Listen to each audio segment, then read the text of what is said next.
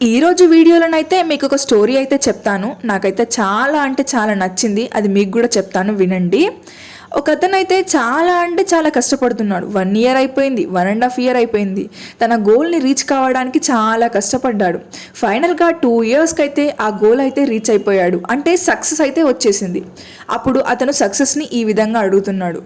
నేను నా గోల్ని రీచ్ కావడానికి నేను ఎంతగానో కష్టపడ్డాను. నేను 2 ఇయర్స్ వరకు అయితే చాలా అంటే చాలా కష్టపడ్డాను.